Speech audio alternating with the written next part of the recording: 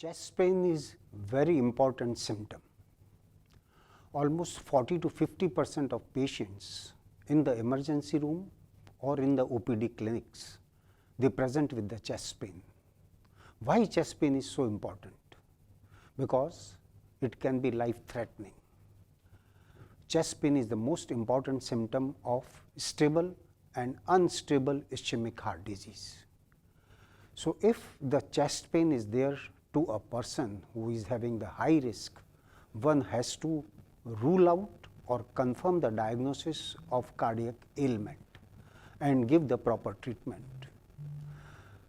Apart from the cardiac, chest pain may be because of pulmonary diseases like pulmonary embolism, pulmonary hypertension, pneumonia, pneumothorax, or maybe because of the gastrointestinal symptoms. Almost 40% of the total chest pain patients are having gastroenterological diseases and 30% chest wall problems and 30% cardiac problems.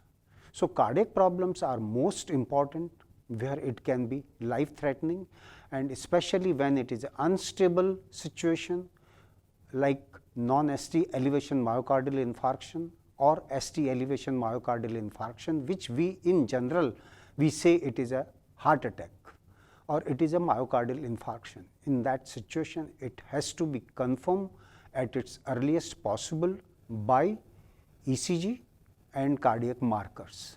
In cardiac markers, troponins are very sensitive, almost 95% sensitive, and if it is raised and significantly raised and it come down after some time, which is very, very important in a case of heart attack, he should be taken for the treatment either thrombolysis or primary angioplasty.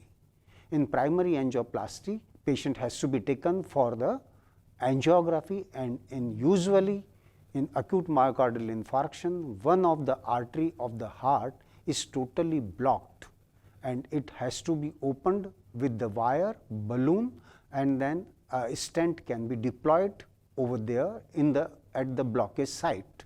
So, the blood flow can be restored and the pain can be subsided and the heart function which goes down due to acute myocardial infarction or heart attack can be restored at its earliest possible.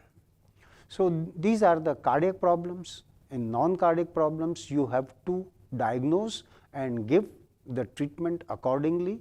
Like in pulmonary embolism, you need to give thrombolysis or heparin anticoagulants and long-term non-vitamin K anticoagulants.